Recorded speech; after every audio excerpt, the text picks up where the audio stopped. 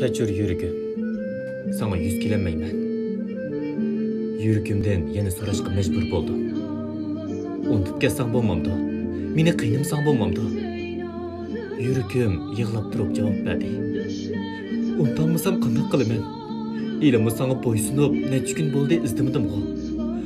Og'rib yetib qolsammi chidadim-ku. Acaba meni sevg'inqilib qo'ymamsan? Uning uchun so'qqilib qo'ymamsan? Xush bo'p qalay, menga bo'ysungan. Endi unutib ketgan. Men bek qiynalib ketdim, bo'lamdi. Yurgim qattiq sukutdan keyin javob berdi. Bo'ladi, men unutib ketay. Lekin birla shartim bor. Meni so'qishdan to'xtatib et. Faqat shu chog'dala uni so'ymayman, ham sevg'inmayman. Men o'ltirib sukutga patdim. Xayollarim bilan aslimlarim orasida qiyin qistoqqa ilinmoqda edim. Her bir gün tunlarda seni esliginimde.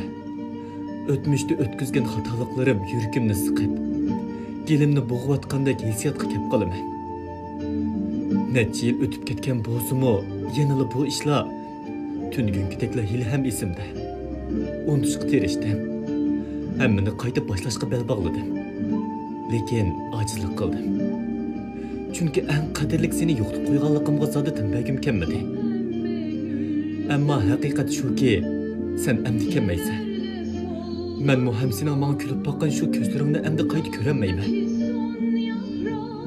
Lekin esingda bo'lsinki, qadrlashni bilmaginim seni so'yman deb oldig'inimdan derak bermaydi.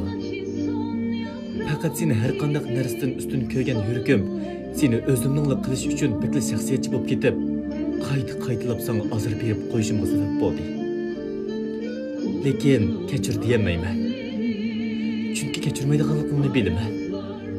Sen kechirgan taqdirdimi, seni o'zimning qilish fursatidan mahrum qolgan insonman.